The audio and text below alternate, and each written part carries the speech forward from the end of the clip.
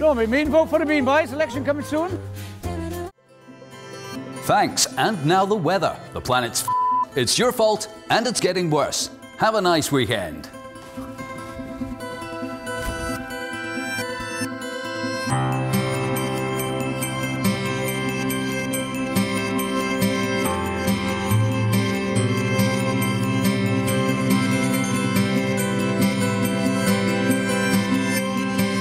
As we entered 2010, I was beginning to feel like British politics had somehow gone sour. Years of controversial wars, cash foreigners disgraces, and the recent expenses scandal seemed to have created a culture of suspicion and apathy when it came to mainstream politics.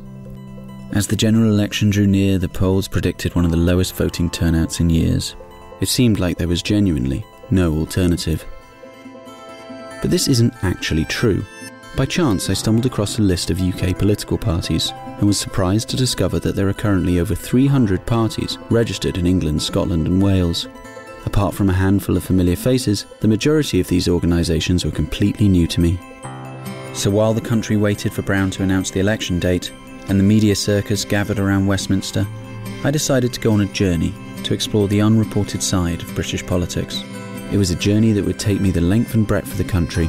I would play golf in the rain in Dorset, learn the truth about English poetry, and meet a real-life superhero, all in the search for a true political alternative.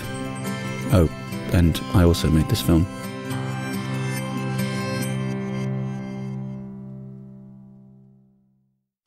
I began my journey by driving to Reading in Berkshire. Reading is divided between the Conservative constituency of Reading East and the Labour seat of Reading West. I was on my way to meet with Howard, the leader of the Common Sense Party, who was hoping to take this seat in the upcoming election. He'd arranged to meet me on the banks of the River Thames, for reasons unclear to me. Oh, you're kidding me. Look. Neil. Neil. Down the river, behind you. That's him. On this yellow tub thing.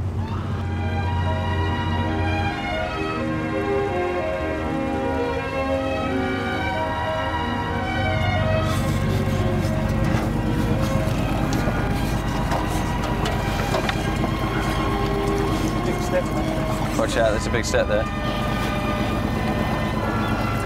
Howard? Hello. How are you doing today? So, I guess my first question is, a big yellow submarine. Is that common sense? Well, thinking really is purely to draw attention to us. You've got to get your name known, which is, I think we picked probably the best name you could get. We picked yellow because it stands out. Yellow and black particularly stands out. You see, if you look at a load of, business cards on a board, the thing that you see first are the black and yellow ones. So that's why we picked it. And of course, the submarine, yellow, it all fell in together. And so, yeah. No, why should it be? No, it's not the police. There's some kids shouting pigs at us now, apparently with the police. Oh, we're not wankers, we're a political party. So why did you personally decide to start a political party? What was the motivation there, Howard? I've always been interested in politics, but to be fair, I've been one of these people that haven't necessarily voted because, like a lot of people say, they're all the same, and you don't get a lot of, it doesn't change anything by voting, and that's half the problem. That's why people don't vote. There's so many things that are wrong that could be better. People are fed up with politicians, not just over the expenses thing, but they're just fed up with not being represented properly, and the politicians doing everything else except what the public want. And what's your profession? I'm a metal worker, basically. I'm an engineer. I do all kinds of stuff in metal, hence lots of things on this boat which we've made because we can. Quite handy when making submarines. Yeah. Howard suggested we continue the interview back at his party HQ, which turned out to be on an industrial estate on the outskirts of Reading. So one of your slogans is politics by public opinion. What does that mean? All it means is really that we listen to the public. We look obviously at opinion polls and stuff like that, best we can. We ask questions on our website. We like people to come on there and we like them to fill in whether they think our ideas are good, and we're more than happy for people to put forward other ideas. So you would develop a policy and then pop it up onto the website to take a polling. against how people feel on it. Yeah, we need people to go on the site and vote. I mean, you know, someone might say, I don't like that. Well, that's what we need to hear. One criticism might be that it could mean ill-informed, ill-educated opinion. Possibly. That could be one way of looking at it, yeah. I mean, there is a... you could look at it like that. And when you put a policy together, I mean, you've got to be fairly sure that it stacks up as possible and sensible. In case these policies weren't enough to secure the public support, Howard had been hard at work on another secret weapon.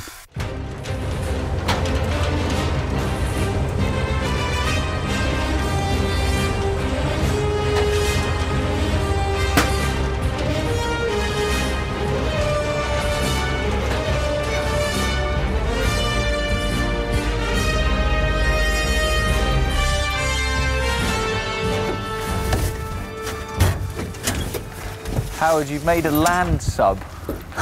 A road sub, you might say. A road sub. Almost a hover sub. Why don't you give us a tour of the vehicle, kind of like Pimp My Ride? Just imagine I'm Tim Westwood.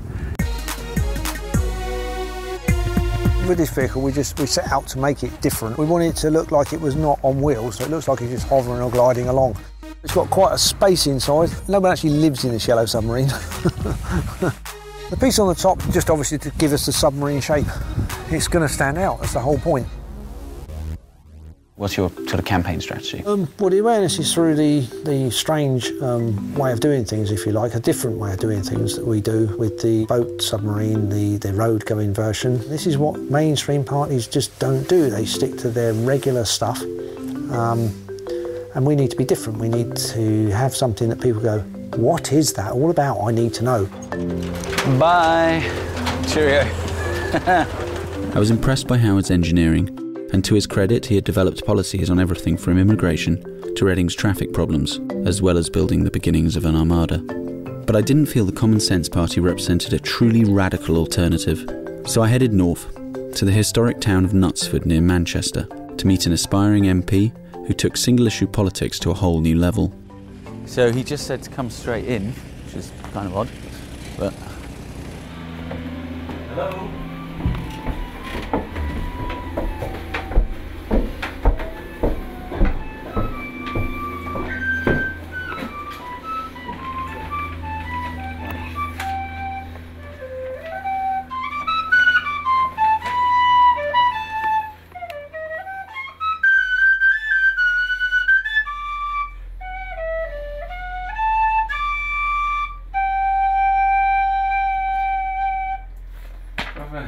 Gentlemen, I'm practicing on YouTube.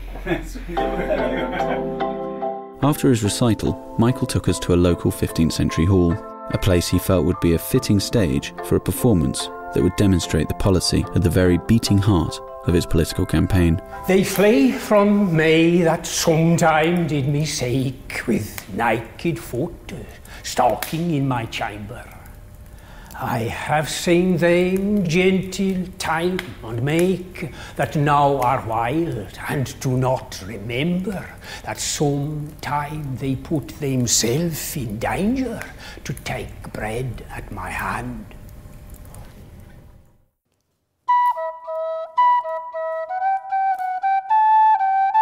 Your manifesto begins with the lines, "The true English Poetry Party has no politics or policies in the full sense." Can you explain to me exactly what you mean by that and exactly what the party is? Well, a political party, as I understand it, would be an organisation of more than one person for a start, and would involve having policies on all matters to do with life in this country, education, defence and so forth. I don't have anything much to say in these matters because I don't know very much about them, and I leave matters of that sort to people who know what they're talking about. But in the matter of poetry, I think I do know something.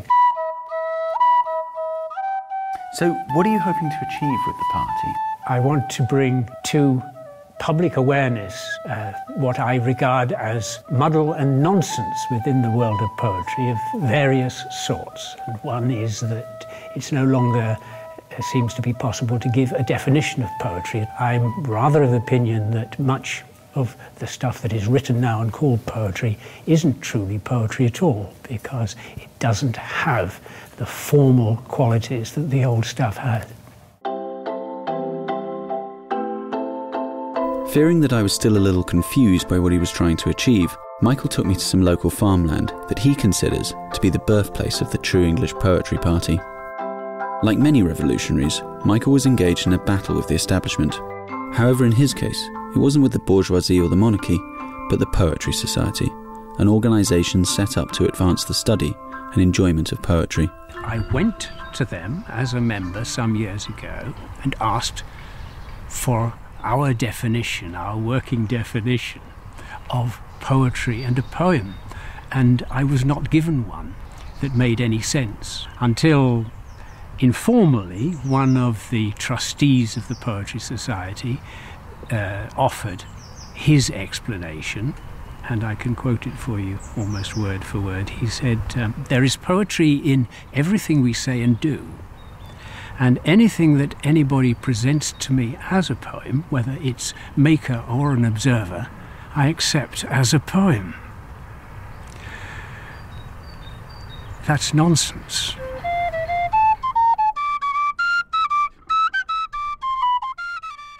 Michael was clearly using the party as a tool to promote the issue, but I wondered why he felt all this mattered to the world at large.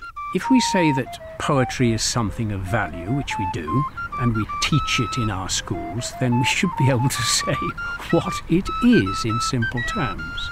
We're charged with raising our children to be clear-thinking and discriminating in all respects, and if we just muddle them up, that's bad for them.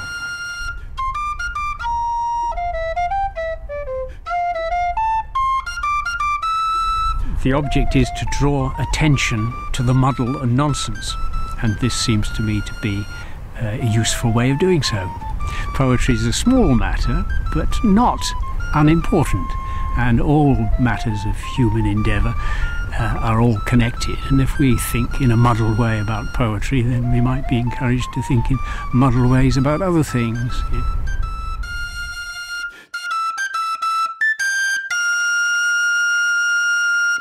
I left Michael to his pipes and headed south. But if the True English Poetry Party seemed eccentric, the party I'd meet in part 2 were, well, from another planet. In fact, planet Venus, to be accurate. Hey!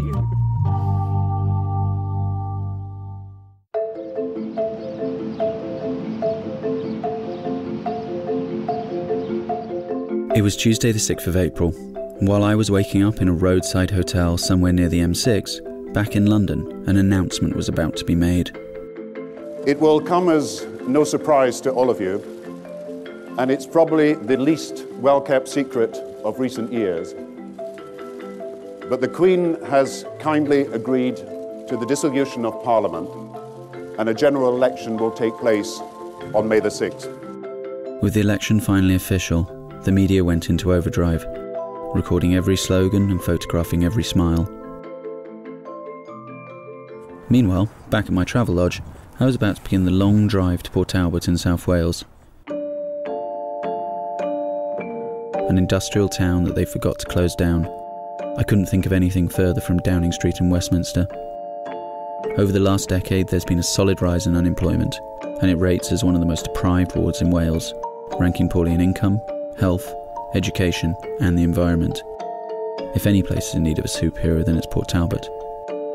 Fortunately, they have one. His name is Captain Beanie. Morning. Oh, good morning, Tom. Hello. Hello, greetings from planet Venus. Nice to meet you. Nice to meet you. Very Yeah, orange. really fantastic. Sorry about the weather. Oh well, you can't. So this is it. This is your hometown. This is it indeed. As you can see from the west to the east, this is the hometown of Port Talbot. And this is where you'll be standing. Yeah, there we are. As far as you know, are you the first superhero ever in British politics? I have surveyed on the internet to see if anybody else similar like myself. From what I can gather, even the Monster Raven Looney Party haven't got a sort of a superhero-based character. Can you tell me about some of your policies? Well, we've got some half-baked policies. I love to have a baked bean factory based in Port Talbot so that everybody can aspire to Welsh baked beans. I like to see the Queen to be endorsed on a tin of Queen baked beans. I like to see that, the Queenie Beanie baked beans. Seems like a lot of your policies are bean related. Yeah, they are baked bean related, yeah. Captain Beanie, who obviously hails from the planet Venus, invited us to visit his campaign HQ at the Red Line pub next to the train station. So this is campaign headquarters on Earth. This is Bean HQ. So Beanie, what are you going to show us? Well, I'm going to show you one of the greatest Michelangelo portraits going. Oh, really? I reckon it's going to be this. You have a Sistine Chapel. Is this to rival? This is a cistern chapel, I reckon. I mean, the best thing about it is that we are the smallest party, obviously, standing, so we're going to have the biggest impact in the town. Hello, right? Don't forget, don't be mean, vote for the Bean. I do apologise, you get these distractions, of course. That makes sense. This is a prime location, as you can see. That's it. I mean, I reckon this is going to put Talbot on the map. Even the Irish can vote for the captain. Is he going to get your vote? Yeah, he'll get your vote. That evening, Captain Beanie was due to officially launch his bid to become the Member of Parliament for Aberavon constituency. So he hit the streets looking to raise last-minute support. Hello, my dear boy. Don't forget general elections coming up. Hey, all right. Hey, awesome. Don't be mean. Vote for the Bean, boys. Election coming soon. There's a sort of hysteria that builds around you, Beanie. Yeah. Can you feel it? Can you feel it? Can you feel the Bean power? I love you all. Oh, what can I say? She's wearing orange as well. Are you wearing orange? I'm the Bean Cross Code man. That's me now. You're very popular. Yeah, it seems like we've got a desired effect here, you know? I mean, you've got to be seen to... Oh, marvellous, right? Vote for the Bean! And it seemed, wherever we went, everyone knew the captain. Can I rely on your vote for this year? Nathan, it's been a pleasure, mate. What are we doing? There we are, look, proof is in the bean pudding. Oh, there we are, man. There's a man, local character. There we are, look. What are your views on Captain Beanie to stand? It's actually not that strange, to be honest with you. I'm not strange. I'm totally bizarre. I mean, you've done so much over the years. I mean, yeah. What's he done over the years? Yeah. I mean, he's done so much for charity. Don't be mean, vote for the Bean. Captain Beanie here. Yeah, I always vote for Captain Beanie because he's the only one in Port Talbot that does anything for the old age pensioners and for the people of Port Talbot. And that's why I vote for him, and loads of people vote for him. All the rest of the people, they're here today, gone tomorrow. But he's here all the time. He's a true Port Talbot fella, and he does a lot of good in Port Talbot. Look at this, ladies and gentlemen. Everybody's wearing orange today. It's in colour, it's in colour. Hey, it's here for the Bean man. So how did you find people reacted to you today? Well, I can't believe the response I've had. You know, it's amazing to think, like, you know, this superhero presence is making such an impact in this small town of ours, you know. Do you think you've won many votes here today? I think I won their hearts as well as their votes, because people look at me anyway for what I've done previously in the past in the town itself. You know, with all the charitable fundraising work that I've been involved with. And the thing is, this is the age of the underbean. You've heard of the underdog? This is the age of the underbean. And I think, tentatively, this is going to be the greatest thing that's ever going to happen to Captain Beanie. We only got one chance in life, and I'm going to take it by the cans. The captain's fundraising was stuff of legend, with people reporting he'd raised over 100 grand for charity. But I wanted to find out more about the man behind the X-ray glasses. It turned out that the man formerly known as Barry Kirk lived alone in a flat on the east side of Port Talbot, a flat that had now been transformed into the Baked Bean Museum of Excellence. How did you become Captain Beanie? Well, you know my alter ego, Barry Kirk, believe it or not. He once laid in a bath of baked beans over 20 odd years ago now for 100 hours. And ultimately, Barry Kirk sort of having a sort of a bean vision, a nightmare of laying in his bath of baked beans. So the baked beans kind of infused with Barry's DNA? That's right, yeah. Created. Or BNA. Or BNA. There we are, it's just been... There we are, come and follow me. And Here we are in a Baked Bean Museum of Excellence. Beanie, you're totally obsessed with baked beans. This is it. I mean, isn't this sort of bean heaven? Do you ever get bored of beans? No, I think it's just a full-blown addiction that ultimately I've contrived over all these years since Barry Kirk leading the Bath of Baked Beans. You never yearned for a tin of ravioli? No. I mean... or alphabetic spaghetti? No, baked beans is my passion. People sometimes say to me, you can't be a real superhero, Captain Beanie, because your name is Barry Kirk. I said, no. I said, there's ultimately two personas, Barry Kirk and Captain Beanie. And Captain Beanie, believe it or not, has to fly all over the world, complete with his own baked bean passport, you see. You've changed your name to Captain Beanie? Yeah, that's right. Wow. Captain Beanie has been changed by Depot since May 1991. It's quite a long time when you think of it. So basically, there was a kind of a fight in your psyche between Barry Kirk and Captain Beanie. Yeah. Captain Beanie's won. That's right. I mean, what's the planet Venus like? Oh, very windy and hot. Yeah, I wouldn't imagine anybody going there for a sort of a little tentative visit. No. And see, we like to pop up to see Captain Beanie and planet Venus, to see his wife, because ultimately I have a wife on a planet called, believe it or not, Tin of Beans. Tin of Beans? Tin of Beans. Your wife's called Tin of Beans? Yes, I would assume she's a big catering size, Tin of Baked Beans. Oh, so you are married to a tin of baked beans? Yeah. Just a big one. Yeah. I never did get to meet Barry Kirk. The captain had clearly won the fight for Barry's soul. Meanwhile, the time of the launch was nearing, so we headed back to Party HQ.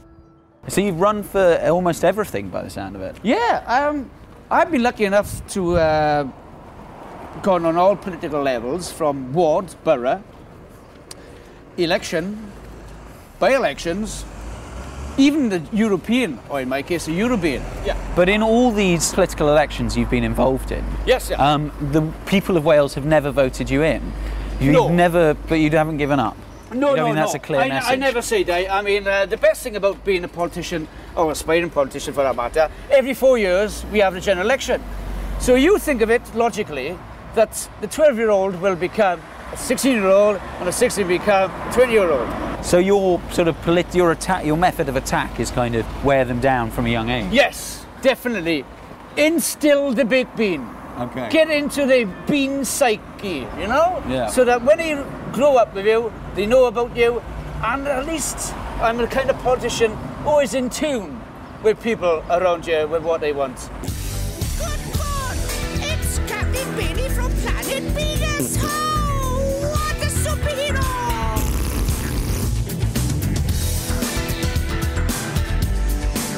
Oh, doesn't he look lovely? Yeah, in them tights. Oh, sorry, Mother.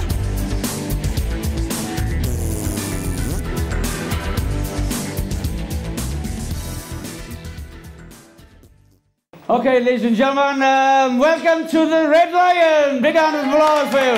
Thank you. Thank you very much for this tumultuous applause here. Captain Beanie welcomes you on behalf of the New Millennium Bean Party. I think I just want to thank each and every one of you for coming here tonight. In fact, when I say I welcome each and every one of you, I think I can basically say, I know you're behind, I know that. So I can actually talk to you individually. But anyway, human beings, here we go again. Another general election, another guts full of politicians making promises we know they won't keep. Now the economy is on its knees. And it is us, the people, not the MPs, who will pick up the bill. Quite right too. Yeah, don't you agree? It is time to teach them a lesson they won't forget. And chuck them all out. Starting right here in Port Talbot. Yeah! So Captain Beanie is going to say to each and every one of you, don't be a meanie, vote for Beanie. All right! Thank you very much, ladies and gentlemen. May the force go behind you. Here we are. Make yourself at home. So Captain Beanie, how do you think that went? I think it went absolutely fantastic. You know, I was quite overawed with the presence in there. You know, be fair, to tell you the truth, I didn't expect a full turnout, obviously. We got 3 new recruits now, so as one can say, you know, from small baked beans do mighty cans grow. Do you solemnly pledge to swear towards the new Millennium Bean Party? So say I. BNP. So you weren't daunted by the sort of small turnout tonight? Oh, well, I was hoping for 57 actually. Like, it would have been 57 varieties, of course. Like, but I don't think so. I mean, by the time we come to the run-up of the election date, I reckon that it's going to be pretty full in here.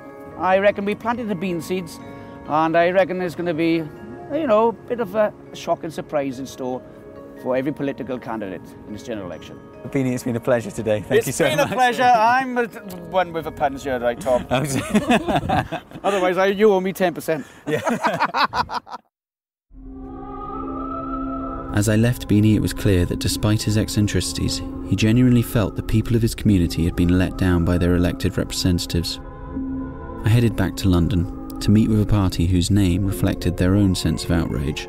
They had called themselves Best of a Bad Bunch.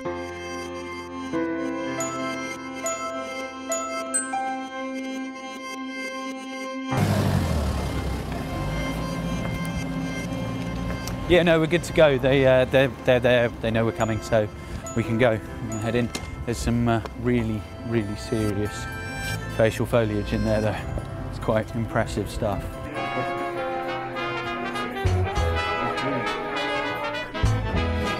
For those of us who are slightly Luddite, what is a handlebar? You'd have to go with a definition from our website, which is an hirsute appendage of the upper lip with graspable extremities. I mean, the club's been going since 1947. It's the oldest moustache facial hair club in the world, and it was formed after the war, mainly to keep the camaraderie together from the guys, ex-service guys, but also to raise funds for charity, and that's what we're still doing today. But that's actually not why we're here tonight, because both of you are actually parliamentary candidates in the upcoming election for the same party. Yes, that's right. Yeah. And what's the name of the party? Tell me about that. It's called Best of a Bad Bunch. So it's not the moustache party. It's definitely not a moustache party. No. It's a serious party. The name may make it sound flippant, and as Rod said, to a degree, that's how it started off. But we've actually, done a bit of research. We've actually come up with some serious suggestions. The country is in a terrible state. There's no doubt about it. You can't scratch your own ring without someone coming up to Brussels and saying you can't do that. That will have to be edited out, obviously.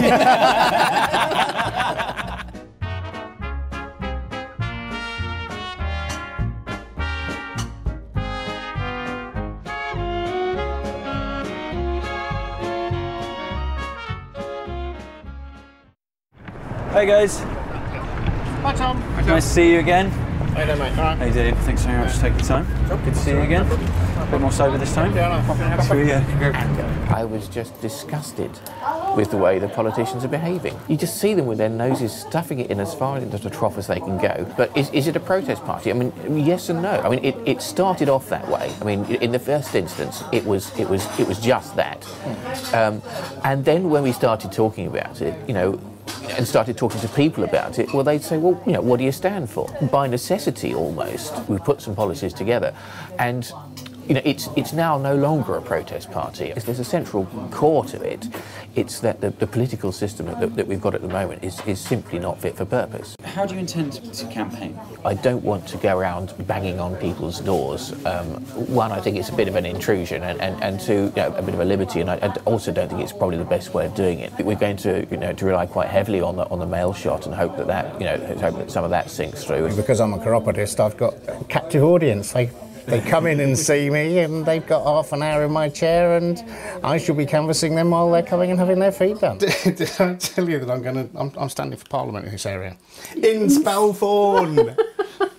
Got so fed up with all the other politicians. I mean, and my mate Andy and I, we've actually formed our own political party. So you've called yourselves Best of a Bad Bunch. Best of a Bad Bunch. Yep. Well, that certainly put a smile on people's faces. Yeah, I know, but I don't know whether anybody will vote, but we just hope they will.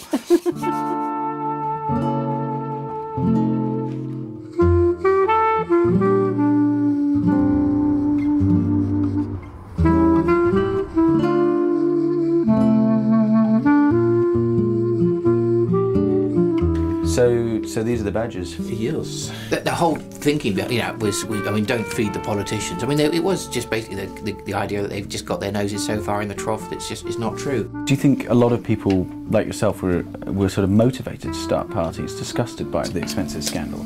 I mean, that was entirely my motivation. I mean, the reason why I'm standing is simply I was annoyed, furious, in fact, still am. The current Conservative is leaving in shame, but he's still our MP, still clinging on until the election in order to bolster his pension even further. And for heaven's sake, the fellow barely ever turned up in Parliament. He was director of Lord knows how many other companies. He had a second house that he completely didn't need, and it turns out that this unnecessary second house was actually the registered address of one of his companies. I mean, and that's just anyone else would be in prison for that. And now you've got the incoming fellow saying, "Oh, we'd like to thank him for his service to the community." Service to the community, my arse. So you're prepared to be kind of attacked and ridiculed, and we've been talking about this quite a lot. The policies that we've come up with, we think are perfectly sane policies. If I was Lord Such, suggesting introducing crocodiles into the Serpentine, or a yogic hopper trying to levitate the powers of Parliament into the Thames, fair enough. But what we're actually saying is, for a start, let's stop invading people that we shouldn't be invading. Let's stop buying weapons that we can't afford. Let's try and be a bit less hypocritical about the way we treat things. Let's try and have a bit of democracy in here. I mean, I'm sure people are annoyed. I mean, there's no doubt that people are annoyed. But are they annoyed to actually do something about it? Are they annoyed enough to to vote for someone other than the standing thing? We'll see. I'd like to think so.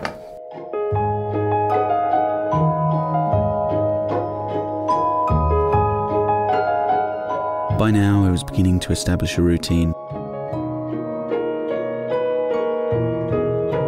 I'd wake up in a hotel next to a motorway, drive to meet a new political party, eat dinner in a service station, and go back to sleep in a new hotel next to a new motorway.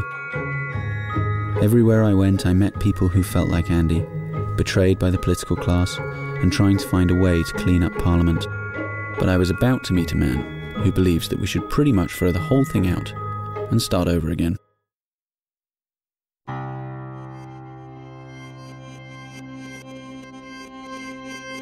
It was Monday the 12th of April, and Parliament was now dissolved. Every one of the 650 seats in the House of Commons was officially vacant, waiting for the verdict of the people of Britain. Meanwhile, I was looking forward to a pleasant drive through the south of England. Oh, this is ridiculous, just getting lost in Swanage. We're looking for a golf course, a pitch and putt, maybe even crazy golf if we're lucky. Hi Andy, this is ridiculous. With nothing we can do today is going right. And a carry on inland, another 100 yards. Okay, cool. We finally arrived in the county of Dorset, a usually quiet and sleepy corner of England. However, I was here because I'd heard there was unrest in the West Country, and a new political movement was afoot. A movement that had a simple message: power to the people. I used to believe that when you read a story in the paper and it didn't make any sense, like why are they so stupid, why are they doing this, it suddenly dawned on me that actually the reason why these things were happening was because they had their own agenda. Andy runs a pitch and putt golf course in the small seaside town of Swanage, but these days his passion is less about perfecting his swing and more about the advancement of true democracy. Movement for active democracy time. Don't give your power away to a stranger who has no interest in representing your views, because all we are saying is vote for yourself. All we are saying now is vote for yourself. Come on everybody, you know the words, come on. All we are saying now is yes! You've got it. Movement for active democracy. Don't give your power away to a stranger. Please, please, please vote. I think it was embarrassment. Stroke of genius. Take my golf seriously. Ah! So you've been playing for long? I don't really play, Tom. No. I'm not crazy about golf. I'm crazy about freedom. And as you probably gathered, the problem actually stems from the political system that we have, not the intentions of individual MPs. But the system that we now have in government, where actually MPs can't exercise free will, and the people have no say in anything that happens around them. This happens at local level, this happens at national level, and it happens at international level. The people now should be able to make decisions for themselves, because we have the technology now to form our own opinions and to join in referendums on a frequent basis, so the people should be able to steer and decide issues for their own country. So if you have a large group of people, say 200,000, who think that Britain should be doing something or don't like something that we're doing, then those people should be able to force a referendum on the country, and the people of Britain then decide. To spread the word, Andrew records regular YouTube messages, which he publishes on his website. I can see the arguments now. They're going to be going, well, you can't possibly let people run their own country, you see, because they don't know what they're doing. You know, they're not clever enough, are they? So, you're an MP, right? Yes, yes. You have some special talents then, do you? Special talents that none of the rest of us have? No. So, you've got some special qualifications then, obviously. You've studied for years to become an MP. No, no. Well, what actually did you do? I wore a blue rosette. Wow. Wore a blue rosette, eh? Whoa. That was clever, wasn't it? If 100,000 people in Switzerland want to veto what the government is proposing, or 100,000 people want to create an initiative, then they can do so, and the whole country then participates in a referendum. And Switzerland's a pretty nice kind of stable place, and it seems to work, doesn't it? It's nice and clean and safe, and you know, it's not the most anarchic place. California has a very similar, at a local level, and that's a very nice place to live as well, isn't it? So, you know, I think if Britain had this, I think it would be a very nice place to live. Andy clearly has ambitious plans, but to make an impact, he needs candidates to stand for his party all across the country. That night he aimed to rally some support at the local pub. Waiting for anyone to come back from the loo, or is everybody here? What do you think? If you're not here, put your hand up. Tonight's really about people expressing that they're not really satisfied with the system. They're not satisfied with the economy, the banks. They're not satisfied how decisions are made for them. In each constituency, the first person, or the person who gets the most amount of votes, gets to be your MP, and all the other votes are thrown in the bin, which means that if you happen to live in Devon and you happen to vote for the red guys and the blue guy gets in, you probably will never have any say at all in the democratic process. If you happen to be a Green Party supporter, and they get something like 6 or 7% of the vote every time, all your votes are going to be thrown in the bin. You're not going to have any representation at all. If you vote in a red guy, does he have any power if the red guys are in control? And this is the real shock. No, he doesn't, because actually he doesn't have free voice at all. He's told how to vote by the chief whip. And he has to go along with that, because if he doesn't go along with it, he's going to sit on the back benches and doodle, and never going to get down to the front benches, get on the cabinet or get in front of the TV cameras, which is what his aspiration is. There's a huge revolution going on, and this is, you know, you're seeing a pub full of people here talking about stuff, but we're linking up all over the country, and there are pubs all over the country where we're talking about things like lawful rebellion. How many times do we have to go through this loop before we wake up and go, look, we are being completely hoodwinked, these people are not representing us? Okay, thank you very much. Thank you, ladies and gentlemen. Thank you, thank you, thank you, thank you, thank you. Andy seemed to win over the crowd that night, but he still has a long way to go if his political dreams are to become a reality. If I get this, you'll definitely be in number 10 by June. This is the election. This shot is the election. Sorry. Good game. Cheers. A worthy victory.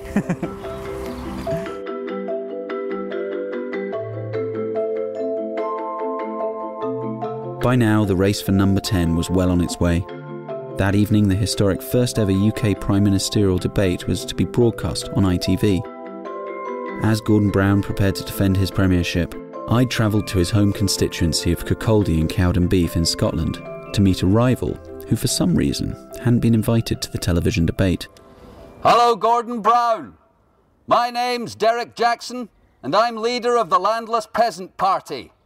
We'd like to ask you a few questions. First of all, when you ask people to die for this country, which bit? Because as you well know, 6,000 people own most of the land of this country, a situation which has existed for thousands of years. Anyone in? Doesn't look like it. Yeah, I don't think Gordon's in, and I don't think anyone in there will respond other than perhaps to call a patrol car to see us off. Should we see ourselves off? I think so. This is Derek Jackson, the leader of the Landless Peasant Party. General election news now. Gordon Brown has called the election in the UK for May the 6th. Between now and then, the major parties of the UK will try to persuade voters that they are the best party to write very large cheques to pay back the money we borrowed from a few wealthy bankers, whose names we don't know, to pay for an economic crisis created by a few wealthy bankers, whose names we don't know. And now the weather. The planet's f***ed, it's your fault, and it's getting worse. Have a nice weekend. That was me finishing a performance of the FKNNEWZ. It's a weekly satirical news show. I've been doing it for over 4 years now, and keeps me busy on a Friday night. But that's not the only thing you do, is it? There's another reason why we're here today, is something called the Landless Peasant Party. As a result, if you like, of seeing the news over so many years, I started to be aware that a lot of people thought there were a lot of terrible things happening in the world, but they also seemed to think there was nothing we could do about them. That in fact, no matter what we did, a small group of powerful elite people were always going to be in control, and there was nothing we could do about it. And I don't believe that's the case. In fact, I think we're free to do pretty much whatever we like, as long as it doesn't cause a murder. And the Landless Peasant Party is an example of something you're free to do in this country. Hello, landless peasants. Yes, landless peasants, every single one of us. Unless you're one of the 6,000 people who owns most of this country, you, like me, are a landless peasant. I would consider you a landless peasant.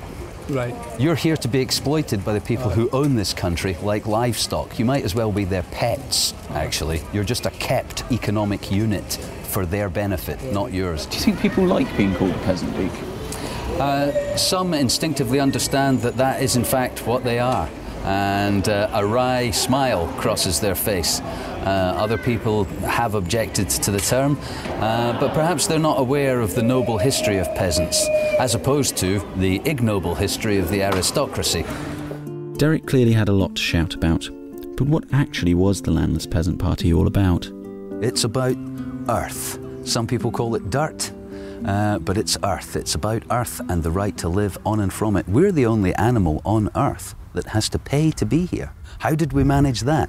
Our basic need for shelter has been turned into a way of making the most money possible for the property market. How did we arrange that? We're the Landless Peasant Party. Vote Landless Peasant. BNP, BNP? Wow, racist fascists. Good call. What's the difference between a peasant here and a peasant in Portugal? Difference is, we are Scottish, they're no. You're not Scottish, you're a human being. Did I stay in Scotland? Did I live in Scotland, born in Scotland? Oh, so your identity comes from the flag that waves over the land you don't own? Damn right. Think about it. Don't fall for that nationalist stuff. I'm joking. Any attachment to a group of people smaller than humanity is a loss to us all. We're all peasants, all over the world. The entire world is owned by 15% of the population, and you're not part of it. You're not part of that group of people who own the planet. You're their livestock. You're here to take part in their economy and make money for the few people who've got all the money anyway. Vote for us and we'll give you some land. Derek wasn't joking. This was in fact his party's central policy. On his website, he advocates introducing a land tax to encourage aristocratic landowners to sell up. This land would then be free and communal, giving everyone the option to opt out of conventional society and live modestly and sustainably from the fat of the land. The Landless Peasant Party has two main strategies. The first one is to buy land and live like peasants on it. Obviously, the second part of our strategy is to campaign politically to raise awareness about land ownership and access in Britain, and to eventually, ultimately, achieve power and recover the land. But this isn't simply an election slogan. For Derek, this was about our very place in the world. It is the bold and obvious truth that everything you don't do for yourself comes from the back of a peasant somewhere else. I myself grow very little of my own food. The coffee I drink is peasant in the field coffee. My laptop is a Chinese tyranny laptop. Almost all of my life is actually supported by the work of other peasants. Not only by the work of other peasants, but at a cost to the planet that we can no longer afford or sustain. Vote Landless Peasant at the general election, sir. We're the Landless Peasant Party. Vote Landless Peasant, madam. I'm standing against Gordon Brown in the general election, representing peasants in the whole country. Yes, go in the shops and buy stuff made in China by economic slaves in the biggest tyranny on earth. Derek wasn't exactly a quiet man, but behind all the shouting was someone who genuinely wanted to offer a more peaceful and simple life. I like to think of it not so much as going backwards as sideways. We fully expect to live on the land using solar power and wind power. We expect people to perhaps continue to work and have jobs and pay tax. But underpinning that, if they choose, is the right to have nothing, if you like, to not work, to have no money, to pay no taxes, and to look after themselves if they choose to do so. And the one thing you'll need to look after yourself is land. Watch out for us on the ballot. Vote Landless Peasant. The peasants are revolting. Yes, we are. I'd met the last of my alternative candidates, and it was finally time for the long drive back to London. I wondered what I'd learned from my journey. The people I'd met only represented a tiny sample of the hundreds of registered political parties out there. Did the fact that such a varied group of people had decided to stand prove that democracy was alive and well in the UK? Or are all these parties really just a futile outpouring of frustration at a system they feel has abandoned them? That night was ITV's election debate, and only a few days later the polls reported a huge leap in support for the Liberal Democrats. Clearly the electorate was in a volatile mood, but could it really be volatile enough to elect one of the alternative parties I'd met? It seemed to me that variety and choice were healthy things for democracy. So just in case you, the voters of Great Britain, decide not to send any of them to Westminster, I decided to bring them myself. Captain Beanie of the New Millennium Bee Party. Oh, I just can't wait to paint it all orange. That's why we need a bit of colour in the Parliament. Can someone like me, can people like us really make a difference? I think we really, really could. If I was voted in for Esher and Walton, that would send such a message that they would have to pull their socks up. This system of having two parties, one for and one against on every single issue, is nonsense. The 38% of people that didn't vote last time was more than the 36% of those that actually did vote the last government. So there's a hell of a lot of people out there that could actually change things if they got off their backsides and did something about it. Houses of Beanie-ment. That's what it's going to be. I reckon that I'm destined to be in that House of the Parliament. It's going to be one small step for being, one giant leap for being kind. We've been mismanaged, misgoverned, and just peed about by the politicians for too long, and I've had enough of it. I'm making a stand, and yeah, if I lose, I lose. But at least I'll have tried. The photo shoot was going well. However, sadly, when the Common Sense Party's land sub pulled up on Westminster Bridge, Howard was actually driving, so his trade apprentice, Matt, ended up in all the press shots, which seemed to fit the tone of the event. I've found a quote, and it's actually by Aristotle. If liberty and equality are chiefly to be found in democracy, they will be best attained when all persons alike share in the government to the utmost. I presume you agree with Aristotle? I totally agree with Aristotle.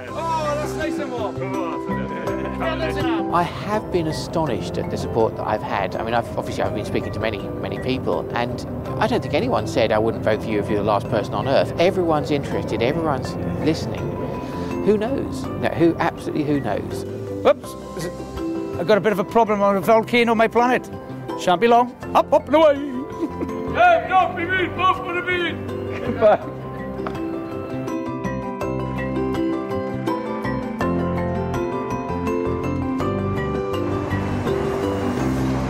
I think we should go.